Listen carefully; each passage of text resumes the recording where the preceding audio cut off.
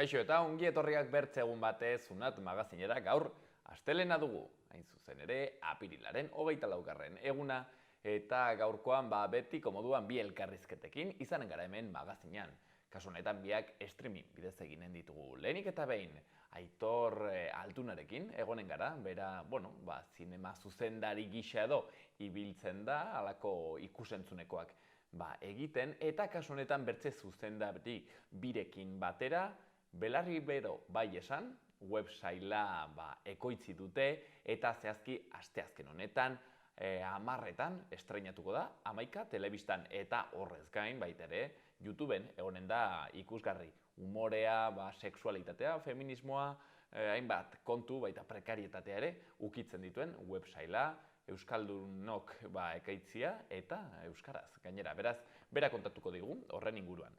Bigarren elkarrizketan bertze kontu erabat ezberdin batekin egonen gara magazinean, kasu honetan Xabi Arregirekin, izan ere aztanen Erratzuko herrian zehazki urtero egiten den lez Izpegiko rally igoera izanen dugu, kasu honetan maiatzaren 6an, 8. edizioa da eta bertan antolakuntzan dabilen Xabi Arregirekin egonen gara solasean, jakiteko igoera honen nondik norakoak zein diren guzti hori baino lehen, has gaitezen betiko edukiekin.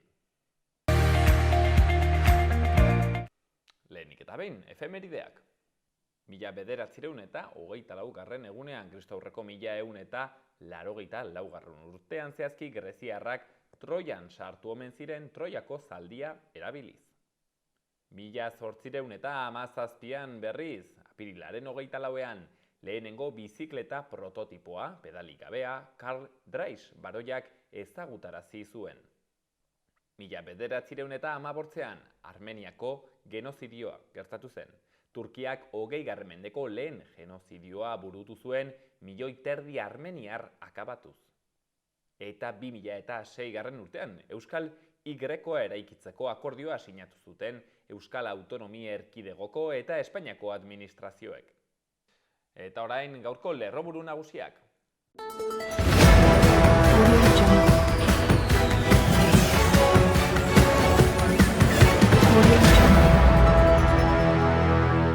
Ehunka lagun elkartu dira Iruñan Magnesitas Navarra enpresak erdiz eremuan egin nahi duen meategi proiektua salatzeko. Nafarroko 54 herrik 21 milioi euro baino gehiago jasoko dituzte sareak berritzeko eta zolaketa lanak egiteko. Nafarroko gobernuak kirol babesletzean gehien nabarmendu denaren saria eman dio Rural Kutxari. Rapa arrazakeriaren aurka eskola proiektu batek musikak duen potentziala aprobetxatu du arrazakeriaren aurka prebentzioa lantzeko 2. hezkuntzako ikaslekin. Gobernuak El Vocal, un poblado en Navarra para el Canal Imperial de Aragón dokumentala aurkeztu du. Pilotarien errendimendua aztertuko du Labrit pilotalekuak bere datu biomekanikoak neurtzen dituen teknologi berri batekin. Iruñeko udalak 20.000 euroko diru laguntza emango die LGTBI personen berdintasuna ikusarazteko eta sustatzeko proiektu eta jarduketarako. Konserbatu eta birgaitu edo bota eta ahaztu, hau da, 4 egunez mai gainean jarriko duen galdera nagusia geltokik antolatutako jardunaldi hauetan. Saioak gaur hasiko dira arratsaldeko 7:00.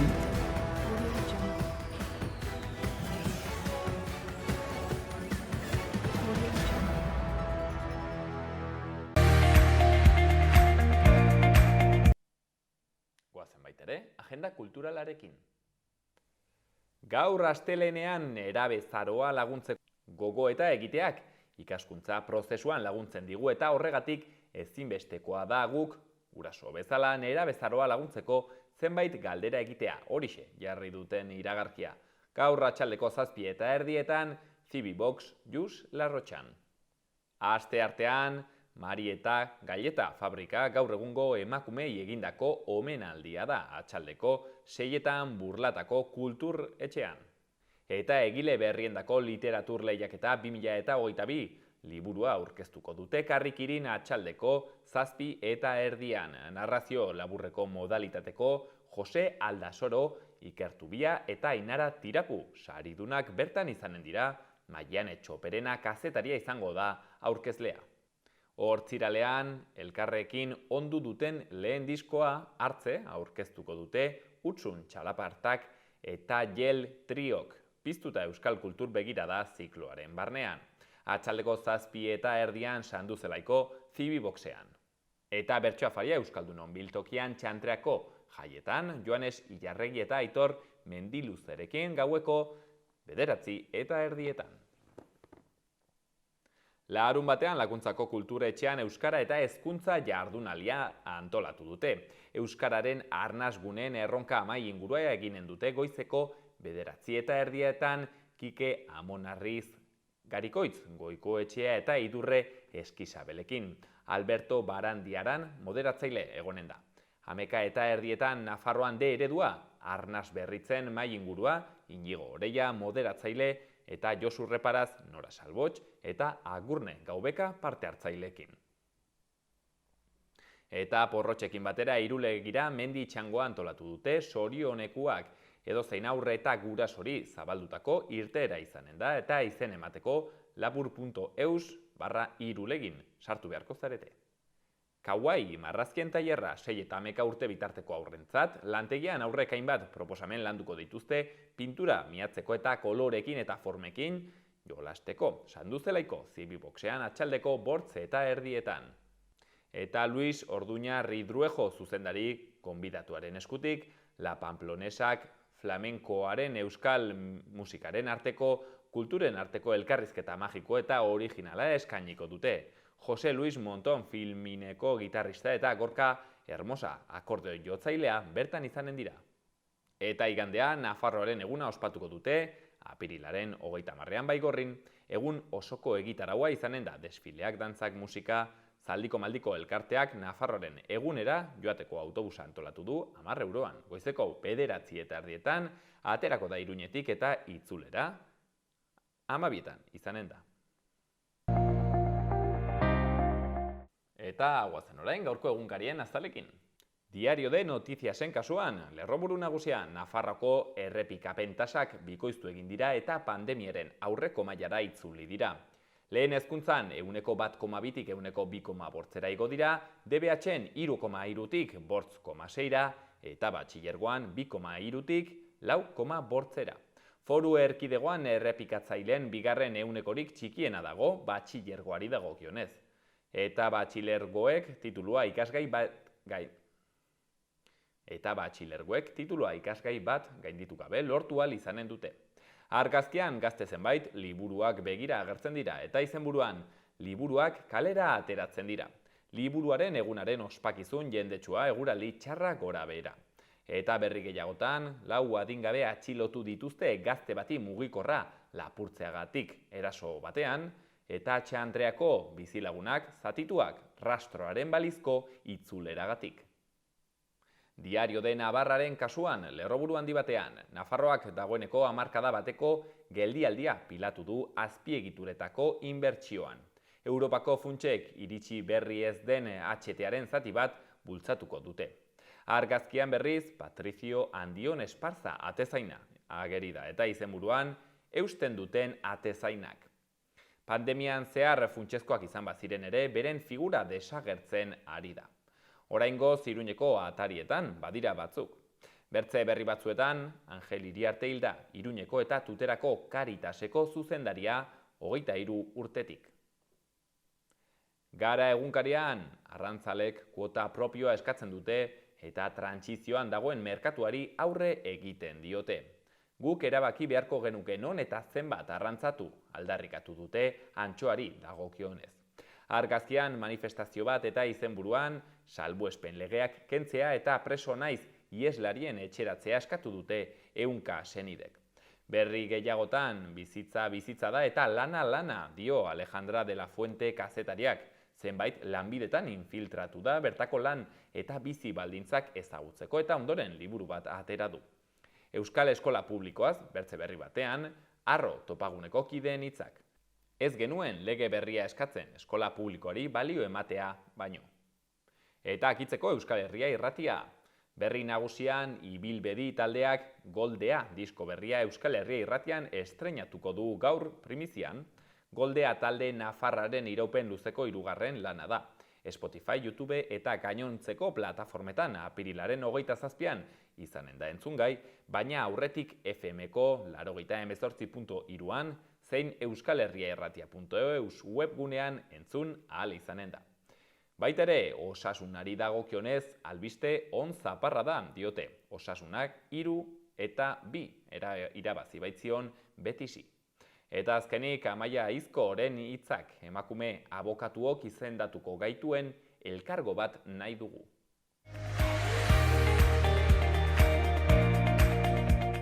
Gaurko eta biharko eguraldia. Gaur astelena ostarteak eta temperatura pixka bat igoko da. Goizean ostarte txiki batzuk irekiko dira, baina eguerditik aitzinera hodeiak ugaritu eginen dira eta baliteke euri txikia egitea han-hemenka eta noizbenka. Temperatura maksimoak gradu pare bat igoko dira eta 20 gradu ingurukoak izanen dira. Norabidea aldakorreko haize ahula ibiliko da, eguerdi inguruan eta arratsaldean brisa sartuko du. Eta bihar asteartean lainotuago egonen da. Hodeiak kantauri isurialdean pilatuko dira, batez ere, eta goizean eta gauean eguerdi inguruan zertxobait argiago egonen da. Baliteke euri pixka bat egitea kostaldetik gertu, batez ere goizaldean, goizean eta gauean. Temperatura maksimuek antzera jarraituko dute, 20 gradu ingurukoak izanen direlarik. Haizea aldakor ibiliko da eta kostaldean brisa sartuko du.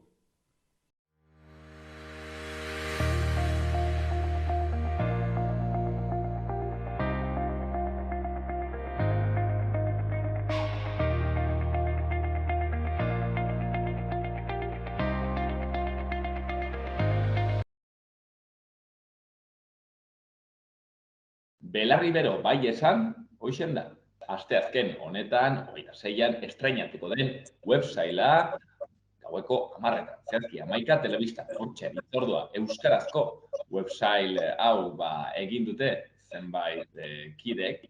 Eta bueno, gaurkoan aukera izanen dugu, pixket websail horretaz gehiago ezagutzeko, hain zuzen ere, horren grabazioan eta horren zuzendaritzan ibiliten 3 zuzendarietako batekin, Aitor Altunarekin egonen gara zehazki gaur arratsaldean. Beraz, Aitor, eskerrik asko gurean egoteagatik. Bai, zuei. Aitor, aipatzen nuen lehenik eta behin, websail bat dela, pentsatzen dut zuendako, milenialendako eta Z belaunaldiarendako igual gauza ohikoa dela, baino hemen segurazki bada publikoan jende handitz ez duena gehiegi ezagutzen kontzeptu. Zer da websail bat? Basicamente websailean planteamendu izan zen guretzat eskuragarriena zegona egitea. Orduan, website bat izango litzake, sarean edo modu librean gure kasuan, emititzen da serie bat edo, zeldutako edo plataformetako serieetara eta gurea berez izango zen bere egune naturala edo interneteko sarea edo YouTube edo beste bide bat. Osa, berez hor dago, zintzilik, eta gero jendeak ikusten ahalko du hor, baina gero bai egia da, 11 telebistan ere emitituko dela. Hori da asmoa da egotea sarean eskuragarri, kontua guk hor ikusten unazala, gugea 3 lagunen artean osatu dugu websaila, eta ikusten genuen behin sarera igota gu izan gabe inor berezia, inor izenik ez daukan inor, igotze hortan sarera galduko litzakela oso azkar dagoen eduki guzti horrekin. Orduan, planteamendua izan zen zeredikan, hemen websaila bukauta zegoela, komunikabidea hundiren batekin, edo elkarte orokor batetik ez, Euskal Herri mailako proiektzio bat auki zizan websailak, eta orduan 11arekin lortu dugu lankidetza hitzarmen hau, edo proiektu komun hau, eta bertan motako dugu 11an kolpez-kolpe saioaren barruan, eta gero igoko da, bai 11ako nahiera natalean, bai gure YouTubeko kanalean. Konta iguzu pixket website honetaz, Belarri bero, bai esan, ez dakit, zer aurkituko dugu bertan? Gure asmoa izan zen eseretikan humorezko website bat itea. Belarri bero da telefono linea erotiko bat, Aizun da bertako jabea, duela aspalditik izun, eta gaur egun martxan dago bertan 3 langilerekin, eta kontua izango da, arazo ekonomiko batzuk izango ditula, eta ezingo diola egin garai batean, zeon oparotasun ekonomiko horri bezala, ez? Orduan, horri egongo da gatazka, langilei esan, nola esan, zer esan, eta hauek nola erantzungo duten, ikusiko dugu 6 kapitulotan, 15 minutuko bakoitza. Kontatzen da beraz, osea, pentsatzen dut bai, enpresetako ezagite harreman eta solastuko da, prekarietateaz ere bai solasten da serie honetan, ezagite, pentsatzen hori badiren estualdi ekonomiko horiek ere ukitzen direlako.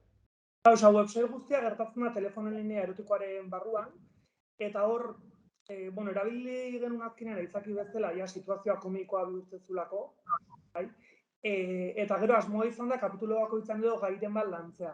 Gehiago zentratu gara sexualitateen bueltako gaietan edo, eta ikutu ditugu atal bakoitzan gai txoren bat edo beste, nahi baino gutxixo igual, baina bueno, hori izan da saiakera, eta gehien bat zentratu gara hortan. Behien arteko harremanetan edo bakoitza gora bera, eta Badu, errango zenuke, hartzaile konkretu bat, websailunek, ezagik gaztei bideratuagoa dagoen, bertze publiko bati baino? Guk egia esan, guk ez dakagu ideiaekan, zagoaz egin hau egiten eta hemen bukatu dugu. Eta ziren ez genuen gehiagi pentsatzen. Osa, zan gehiago, guk ikusiko genuke zerbait ingo dugu eta horrekin aurrea.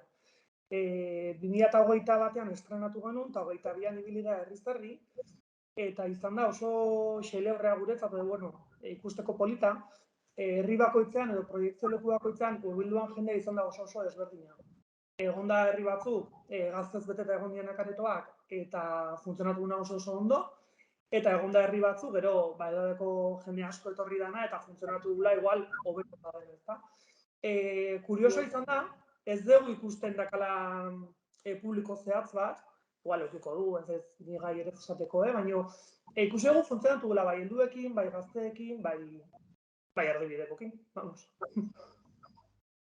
Eta, hau, honen seriaren bertze erdiguneetako bat da umorearena, ez? Eta, hain ikusten dut, gai gainera interesgarria dela azkenaldi honetan, zeren egon dire euskal komunitatean erranen nuke eztabaida dexente horren inguruan, beti badira, ezta, baina horrak elarre ETV-ko kontu honekin, ea ze umore egin behar dugun euskaldunek, ea esan ditugun batzutan, ez, birproduzitzen bertze, kultura edo estatu batzuetako gakoak ez, umoreak, markoiek, eta ez algenuken guk gure umore propio ere sortu beharko. Ez dakitalako zerbait egina izan duzuen serie honekin, hau da, nolabait ere guk euskaldunek gure umorea ere egitea, eta ez, betiko, ez dakit, ez, umore errex horretan, eta gutaz barre eginez egitea, bertze zerbait akaso.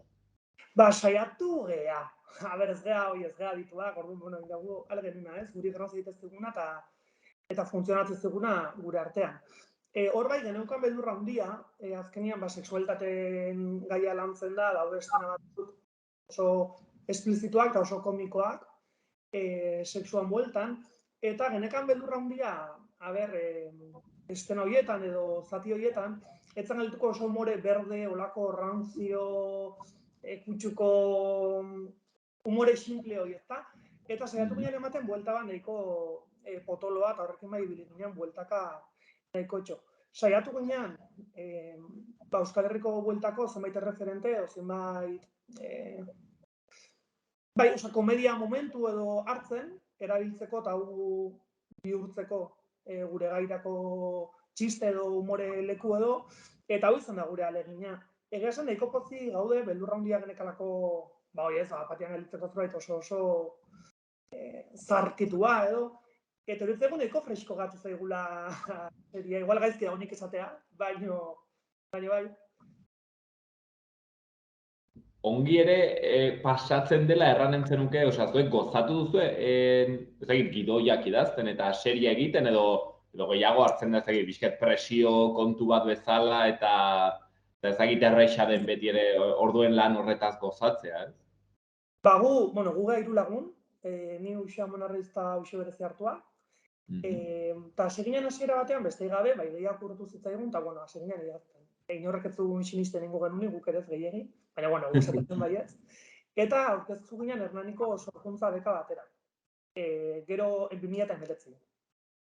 Gero pandemia etorri izan, utzi genuen proiektua, uste genuen ez genuen irabaziko beka, eta azkenean bekaren zatitxo bat irabazi genuen. Orduan jarri ginen hortan lanean. Karo, kontua zen, guk 3 bakoitzak bere lan enplegua zeukan, eta gero etortzen ginen atxaletan, edo denbora libretan, edo asteburutan hau egitea. Pasaituko oso momentu ona, izan da oso motivantea eta oso dena, baina ere handia momentu batzuk zaten gola, hau ez dateatzen, hau honekin aurrengo dugu, ez dugu egingo, eta aukidegu nahiko zorte, bai gure buruan konfiantza gehiago aldera edo, saiatu ginen behin gidoia bukatuta, pasatzen jende pilo bati feedback horiek jasotzeko. 3 abarretan edo batean zan, pixka gidoia teknikoki ikusiko zuna, gero ikusen funtzionatuko zuen, ritmo aldetik, beste bat zan euskara eta hizkuntzan egokitasunan bueltan, eta azkena zan pixkat edukien aldetik, feminismotik edo sexualitateen aldetik jendeak ekarpenak inaltzitunak. Eta horrek eman dugu lasaitasun handia. Egia esan, gero gehiago gozatu alizateko bai grabaketetan, bai geroko herriz-herriko bueltetan eta guzti hortan, bai. Izan da oso polita, prozesu guztia egia esan, eta asko gozatu dugu. Gero kapituluak ere Aitor dire nahiko motxak, ez? Hori, ez da apropos egin duzuen, edo horrela behar zuen nolabait ere, ezagolako gaitasunik ere bai, website guztia askoz luzeago egiteko, edo nahi izan duzuen horrela, ez? Pentsatu, pilula motzak bezalakoak, 15 minutokoak, eta ez ordu erdikoak. Zagit hori nola erabaki duzuen? Izan da pixkat, 15 minutuko kapitulo dira, guztira gatzaigu orduta erdiko zerbait. Izan baliabide faltagatik, azkenian ordu bete grabatzeko, egun gehiago, ordu gehiago, entxegu gehiago, material gehiago behar dugu, eta sortu gehiago sortu behar duzu, klaro.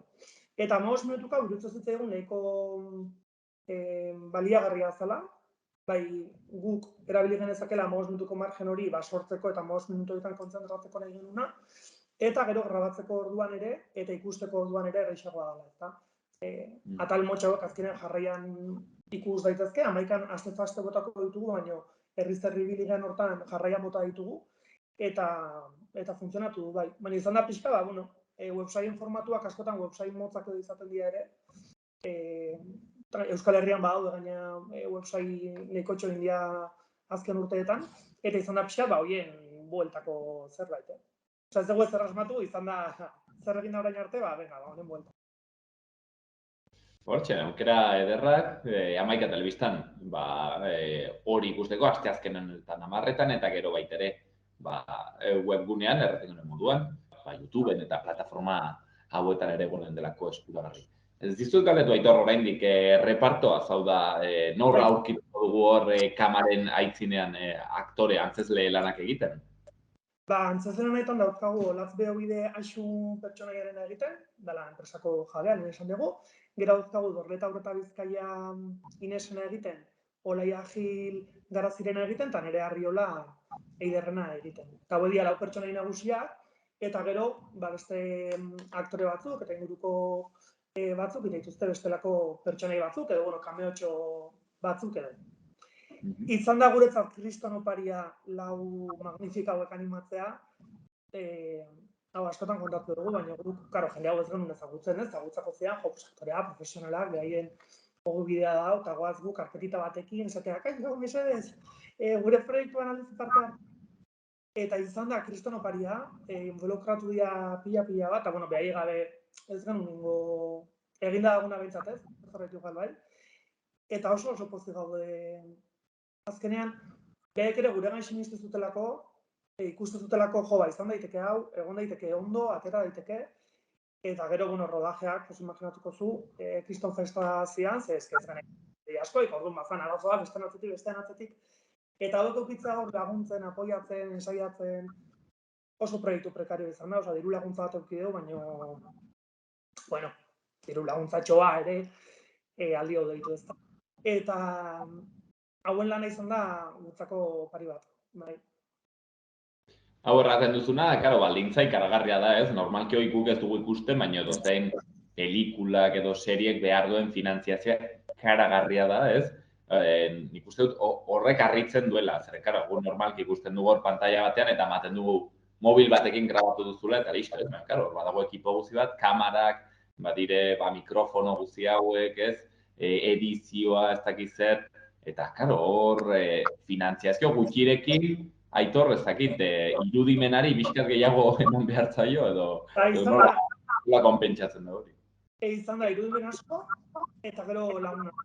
Hauki dugu zortea, inguruan genitu lagun edo bueltako jende asko, ikustetzugula gure inbeste gogokira, inbeste egingo dugu, ere involukratu diala, eta lagundu gaituztela bete-betean. Gero favore asko ere egon dira, eta hori esker lortu dugu, ezta. Grabatu genuen Martin Ugaldeko kulturparkean, utzizugutela bertan espazioa. Ja, guretzat espazioa beha lortzea, zailtasun bat, ez daukagu plato bat, ez daukagu baliabiderik, ezta. Eta gero kamarak, argiak, soinu ekipoa, gauza batzuk alkilatu edo alokatu inbar izan genitun, baina beste batzuk izan dira lagunei eskatu, lagunei eskatu, eta hola lortuta. 6 egunetan grabatu genuen, izan zen egunero kapitulo bat, ostiral larunbat igande, eta antxe juntzan. Da, guretzat polita ikusteko ere, guk gela huts bat genuen, eta gela hutxoi bete batzan, ofizina bihurtzeko ez da. Eta egontzian hor pare bat aste edo, gure gurasoak furgonetetan, gure etxe guztia sartuta zean, furgoneta barrun, eta atera guztia, jarri guztia, montatu guztia. Oso polita izan da hori, involukratu gulako, gu hiru zuzendari, ogide gile, olokesa izan geha, baina ekipoan egon geha jende pilo bat, eta forra-morra larte esatean bezala gazteleraz, hola xe. Osa, bizket auzolan toke bat ere badu, ez? Bai. Totala, Zolana izan da hasieratik bukaerara. Gidoiaren zuzenketan 30 bat pertsonak hartuko zuten parte, gero involukratu dianak ere grabaketan, eta grabaketa momentuan, 15 bat egongo ginean, gero bazkariak iten beste batzu, gero soinu eta, jende pila. Eta izan azizko polita, ze konfiantza ere. Pentsatzen dut, ere, olako parte hartze egon bada, izanen da zerbait ikusten ziotelako, ez? Seriari, hau da, harpatu diote hor mamia bazuela honek edo interesatu dira, eta nahi dutez bertzenaz ez da inerrexe implikatzea. Eta gero, izan da gai hori ikusten jendeak asko maite gaitula, eta esan nula, bueno, baiak 3 gixako jarri behar duten hor, jungoan ez eskoa botatzea. Aitor, zein nintzen zen ametsa website honekin? Zer gertatu daiteke, zuek, ez dakit, pozez betetak akitzeko? Gure ametsa hoentxe izango zen ikustea jendea. Ikustea, kontsumitzea, jarraitzea. Herriz herri biligean esan dugu 2022 hortan, netzat, taldeko entzat izan da opari bat, oso polita zelako ikusteko feedbacka, ezta? Baina, karo, gure zazan oso zaila, aste bururo jutea leku batea, edo proiektua lotzea, edo azkenean hori guez gea inorrez. Gure helburua baizan, pasagea gaztetxe espazio autogestionatu eta kultura elkartetatik, baina ere eudalistatik ibiligea, kultura etxetan muta dugu, eta izan da oso zaila batetan kontaktu hori egitea, ez? Administrazioa eta gu, edo dena dalakoa eta gu. Baina alatare harrera izan da oso ona. Oain, nahiko genukena izango zen, botatzen dugu momentuan, Amaikan edo YouTubeen edo Nahieganen edo nahian lekuan, jendeak ikustea, kontsumitzea, ondo pasatzea, inkluso kritika itea, baina, jasotzea feedback hori. Ze gauza pilo bat itea Euskal Herrin, ez da gu etorre gehala, eta esan dura, websari bat ingo deu, eta lehenengoa geha, ez da gutxio, ez? Baina askotan gero ez da iristen jendearen gana, edo ez gentatzen, edo ez dugu ikusten, edo kontsumitzea ditugu lehenago beste gauza batzuk, pentsatzu deulako, oso kritikoa geha, edo esan dezakegu hemen sortzean edukiekin, eta baina genuke ikustea, eta funtzionatzea, ya que estamos. Baina website gehiagi ez dira egin, ez? Edo bai, ez dakit, erran nahi dute Euskal kulturgintzan badire, olako sorkuntzak, nik ez ditute gehiagi ezagutzen bintzat. Bai, egon daude, horre, ETV-ek entzutun saiakera, eduki hor dago, youtuberrak ere kanalduek ere badauka bat, isa ere egin zuten, egoain bekadunak atera da, ja denbora bat, UEU eta jende honekin batera. Orduan, egon badaude, ez diala asko zabaltzen, ez dagoelako, dara guri gertautze eguna, azkenean Amaikaken lortu dugulako lankidetza, baina bestela gureare igoko genuen, eta ez zan zabalduko, ez da. ez deulako ere promozionatzen egiten duguna hemen, bertakoa ez deulako promozionatzen. Kilometro zero websaila, beraz. Bai. Eusko Labelarekin, hoxe, propaganda guk ere, xaloatik konbitea, hori ikusteko. Eta bai, aktzeko galdetu nahi nizun, hau ere, ez dakit ez, testu inguru, orokorrago batean, ez alen kokatzen bizket euskarak pantaien munduan egiten ari duen konkista txiki honetan, ezta? Azken, bueno, urte honetan erranen nuke, uste dut euskal komunitateak ari duela hartzen ez, kontzientzia ari da usnartzen haunitz pantaien eraginaz eta nola horrek, bueno, aldatzen duen, nola eragiten duen gure kulturan, gure egunerokoan, euskaran, ez, hizkuntzaren erabileran, gaztetxoenen erreferentzietan, eta barrez.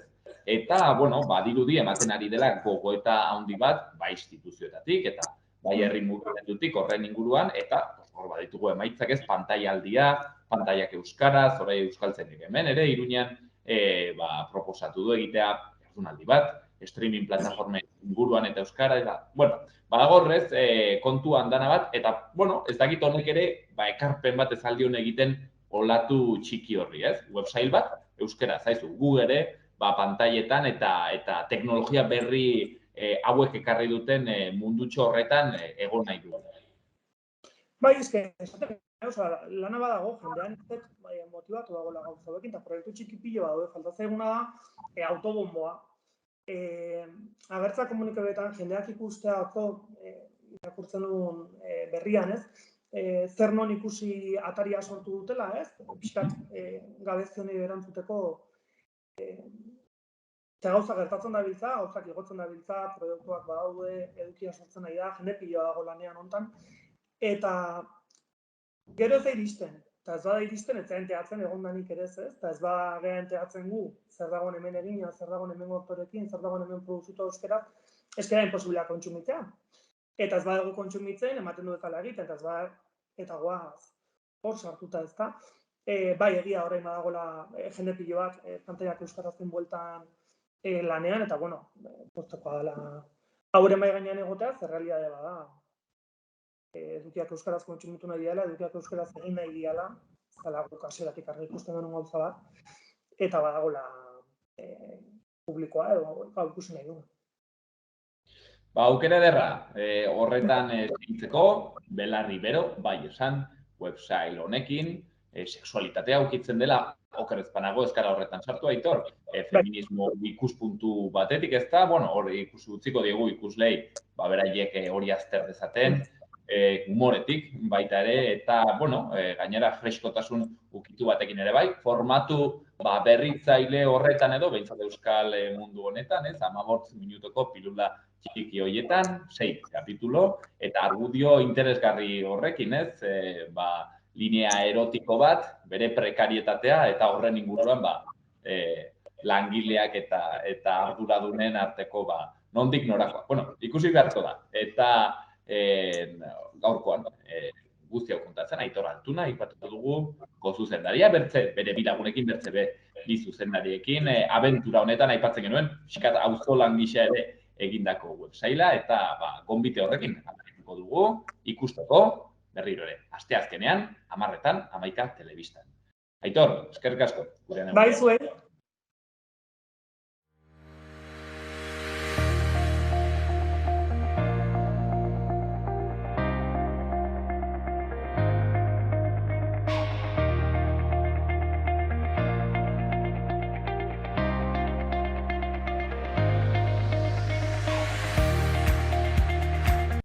Eta ikus ditzagun orain, Iruñerriko udaletako albisteak. Antxoinen Nafarroko toki ogasunei buruzko foru legearekin eta diru bilketaren araudiarekin bat, jakinarazten da 2023ko maiatzaren 19an bukatzen dela epea honako hau borondatez ordaintzeko landa naiz hiri lurren gaineko zergaren 2023 urteko likidazioaren lehenengo zatipenari dagozkion kuotak hain zuzen ere. Eta baita ere Antxoinen maiatzaren 6an Antxoingo Euskararen eguna ospatuko dute. Hain zuzen horretarako egitarau oparoa antolatu dute Eta zera dago, goizeko 11:30 hasiko da guzia aurkezpen batekin, eta ondotik kalejirak, bazkari autogestionatua, musika eta dantza egiteko aukera, 6:30 eta horrekin itxiko dute. Arangurenen dagoeneko eska daitezke saltokietako errotulazioen euskara erabiltzeko laguntzak 2023 urteari dagokionez. Gehienez 50% diru laguntzak izanen dira 300 euro arte. Eta euskara ikasten duten helduentzako baita ere 2023ko bekak atera dituzte. Eskatzaileek 16 urtetik gurakoak izan beharko dute, ibarren erroldaturik egon edota bertan jendaurrean lan egin. Gainera laguntza jaso ahal izateko gutxienez ikastaroa 175ko asistentziarekin egin beharko da. Eta Iruñeako udaleko berri dagokionez, pilotarien errendimendua aztertuko du Labritz pilotalekuak bere datu biomekanikoak neurtzen dituen teknologia berri batekin. Frontoian jarritako 14 antenak jokalarien mugimenduak atzemango dituzte eta informazioa denbora errealean emango dute aztertzeko. Baita ere Iruñea osasunarekin murgilduta dago eta Errege Kopako finaleko partidaren aurkako bideo lagungarriak grabatzeko aukera eman die herritarrei. Udalak dei egiten die beraz Iruñe Errei apirilaren 27an ortzegunean 8:00 8:00 udaletxeko atarian banakako edo taldeko bideoak grabatzeko. Eta azkenik udalak 20.000 euroko diru laguntza emango du LGTBI+ pertsonen berdintasuna ikusarazteko eta sustatzeko proiektu eta jarduketetarako. Laguntzak irabazi asmorik gabeko erakundei emango zaizkie norgehiagoka bidez eta 4.000 eurorainoko diru laguntzak izan daitezkeelarik.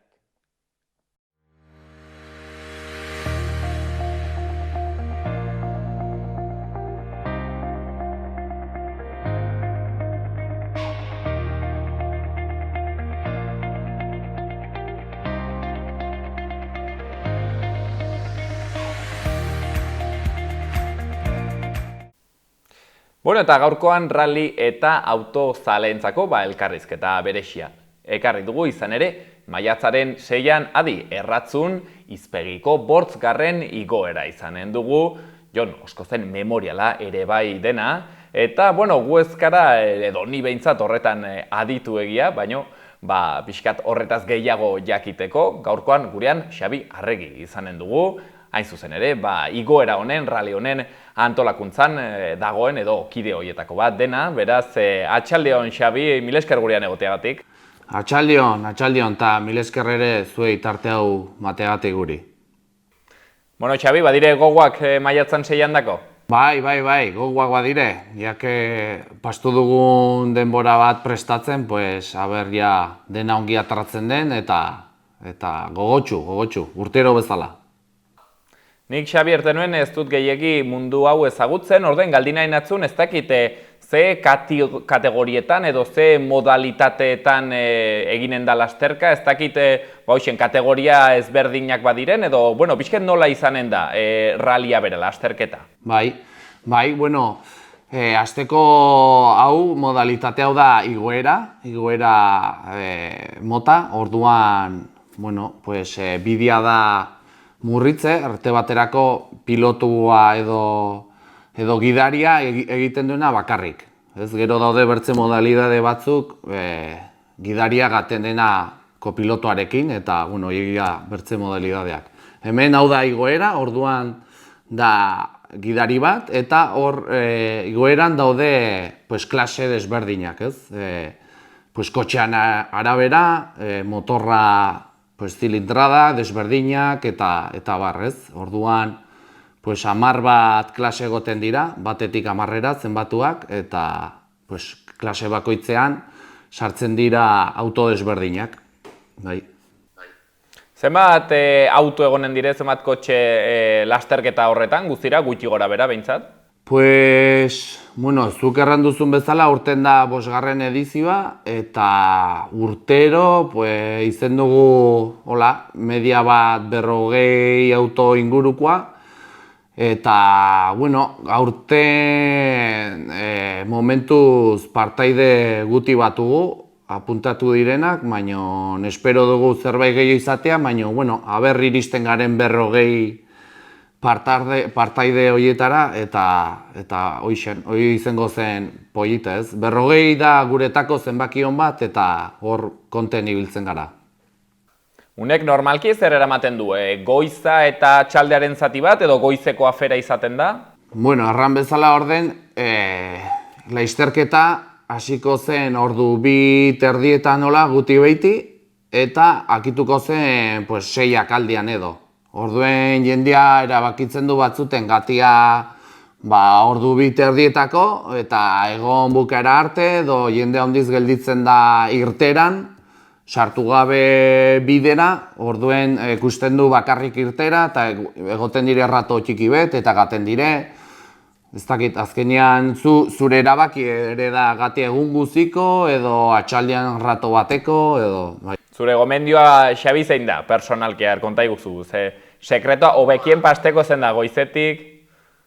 Bai, nire gomendioa da goizetik gatia, kusten duzu autoako razterketa egiten hor ondonduan eta ez dakit da gauzbe desberdinen on jendia ez duen kusi hau maiz edo asteburu guztietan, ez? Eta gure aldetik ere polite da kustia adin guztietako jendia, bai gurasoak beren aurrekin, eta bai, jendia animetzen da, urtez kusten da afizio gehiago ere badela edo kuriosatasun pixket ere, ez? Kustiagatik zer den. Ez dakit, Xabi, baden hemengo, baztan inguruko lasterkaririk autorik, igual bidasoa inguru osokoa, edo, orokorrean Nafarroko jendea bai egonen da, ezta? Bai, egi azkenia bada jendea, baztan emadugu 4 gidari, beti direnak fijo tortzen direnak urtero, eta gero Malerrekan ere, gero Nafarroa mailan badire handiz, bai. Eta gero tortzen dire Euskal Herri mailatik tortzen dire ere. Iparraldetik gero tortzen zaigu gidarien bat, eta bai. Jendiai gustatzen zaio, izpegiko igoera da bide polite hartzen dute gidariek, eta guretako ere ona da, izetieko gidari betzu fijo urtero. Justo hortaz, galdin barnatzun orai, ez dakitzu pentsatzut ibilizarela, igoera eta, lasterketa ezberdinek kusten, eta galdin nahi natzun hortaz, izpegikoak, ez dakit ze berezitasun duen edo xarmarik duen, ez dakit, nolako igoera dela, erranen zinuke? Bai, gidariekin urtero solasten dugu, eta gustetzen zaie delako, azkarra badu tokibet azkarra dena, eta gero bertze tokibet ere du kurbe handitzekin, eta da nahiko estue bidia, eta, ezaugarri horiek gustatzen zaie gidariei, eta horrek iten dio polite izpegi, badolako pixket denetik. Eta gero gainera, baita ere paisaia ederroiek, bazango paisaia ederrek laguntzen dute. Ez dugu ukatu behar, Xabi, egia da bastandarra garela, baino hala da, batez ere ez, akabaiako zati hortan ematen dio, olako espektakularidade bat. Bai, ingurumena zukerran bezala, zoragarri da, bai gidarien dako eta bai ikusleen dako, orduen laguntzen du horrek denak, egotea hobe. Aipatzen genuen, bortzgarren izpegiko igoera dela, baina baita ere Jon Oskozen memoriala, baztanen ezagunagoa da, Jon, baina akaso baztanetik kanpo ezagutzen ez duten entzat Xabi eskatuko natzu, pixketitz batzuk erratea, nor zen Jon eta zergatik egiten diozuen memoriala hau? Bai,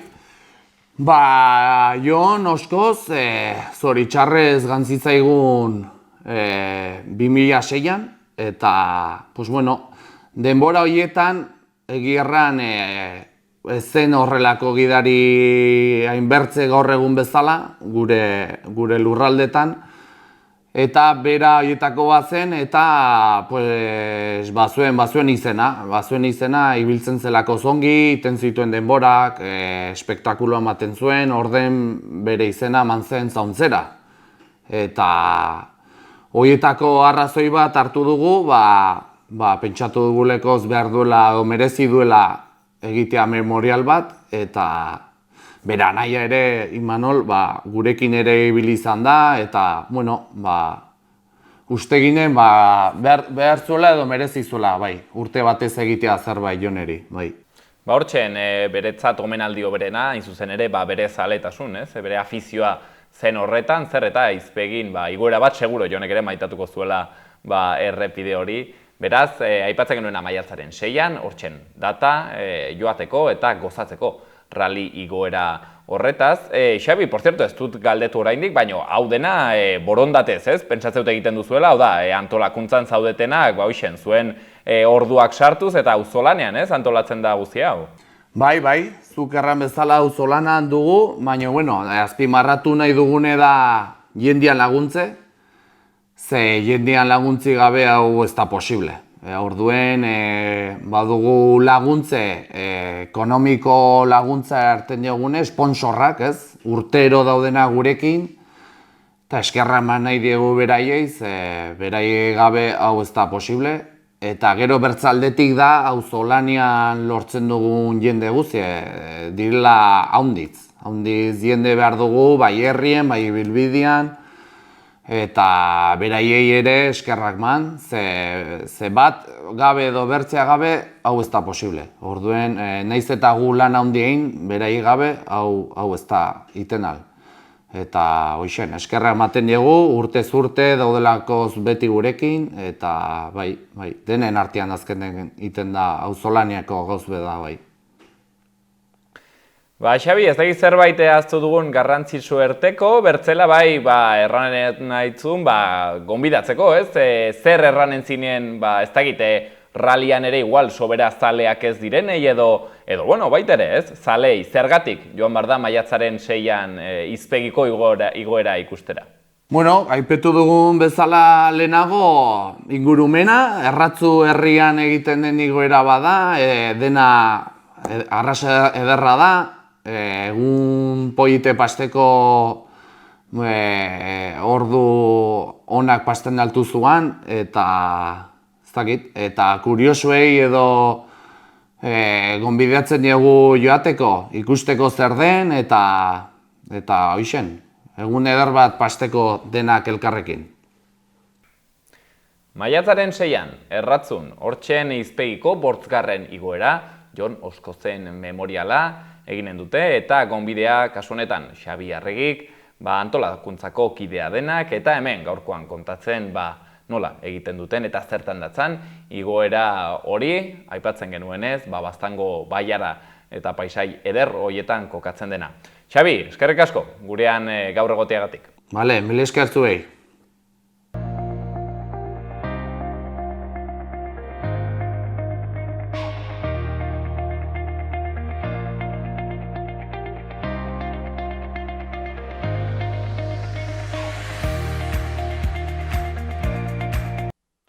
Hauxean gaurko astelen honetan hemen magazinean eskaintzeko genuena, baino ez larritu bihar hemen egonen gara asteartean elkarrizketa eta kontu gehiagorekin. Gobierno de Navarra. Nafarroako gobernua.